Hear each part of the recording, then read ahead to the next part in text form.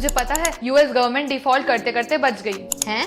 हाँ, तेरा दिमाग तो ठीक है क्या? कुछ भी बोल रही है। यूएस दुनिया की सबसे बड़ी इकोनॉमी, वो कैसे डिफॉल्ट कर सकती है? क्योंकि यूएस ने अपना 31.4 ट्रिलियन यूएस डॉलर्स का डेब्ट सेलिंग जनवरी 2023 में ऑलरेडी खत्म कर दिया था और अब आगे के खर्चे के लिए उनके पास कैश नहीं बचा था। 5 जून से यूएस गवर्नमेंट अपने पेमेंट पे डिफॉल्ट कर सकती थी। एक मिनट, ये डेब्ट सेलिंग क्या होता है और यूएस जैसी कंट्री भला डेब्ट क्यों लेगी? अब ध्यान से सुन, यूएस का बजट भी इंडिया जैसे डेफिसिट में चलता है। मतलब हर बजट के 2 पार्ट होते हैं, रेवेन्यू और एक्सपेंडिचर। जब एक्सपेंडिचर आने वाले रेवेन्यू से ज्यादा होता है तब इसे हम कहते हैं डेफिसिट बजट यानी घाटे वाला बजट। और इस एक्सपेंडिचर और रेवेन्यू के बीच का गैप फिल करने के लिए हमें डेब्ट यानी उधार लेना पड़ता है। यार समझ नहीं आया। सुन, मान ले तेरी महीने की सैलरी है 10,000 और तेरे महीने का खर्चा हो रहा है 15,000, तो जो ये 5,000 तुझे कम पड़ रहे हैं ये हो गया डेफिसिट। अब इस डेफिसिट को तू मैनेज कैसे करेगी? उसके लिए तो तुझे लोन लेना ही पड़ेगा ना। समझ गई, पर ये डेब्ट सेलिंग मतलब क्या? यूएस गवर्नमेंट के बोरोइंग पर भी एक लिमिट होती है जिस लिमिट के ऊपर वो पैसे बोरो नहीं कर सकती। इसी लिमिट को हम कहते हैं डेब्ट सेलिंग। जब भी बोरोइंग इस डेब्ट सेलिंग तक पहुंच जाती है तब यूएस गवर्नमेंट को ये डेब्ट सेलिंग बढ़ाने के लिए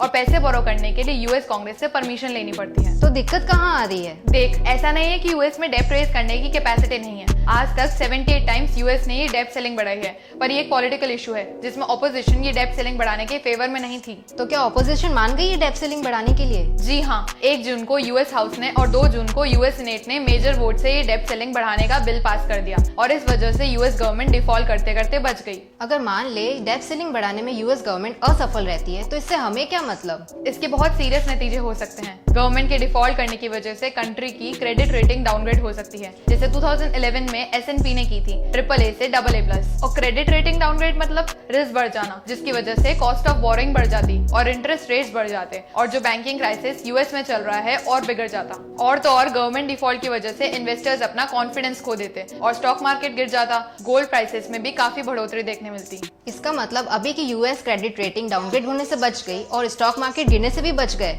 बिल्कुल सही। थैंक यू यार मुझे डेब्ट सेलिंग के ऊपर जानकारी देने के लिए। पर तू पूरा दिन तो फोन में घुसे रहती है, तुझे इतनी डिटेल्स में ये सब कैसे पता? पूरे दिन फोन में घुस के 9 स्टार ब्रोकिंग की रील्स जो देखती हूँ। तुझे भी अगर ऐसे ही अपडेटेड रहना है तो 9 स्टार ब्रोकिंग को फॉलो कर।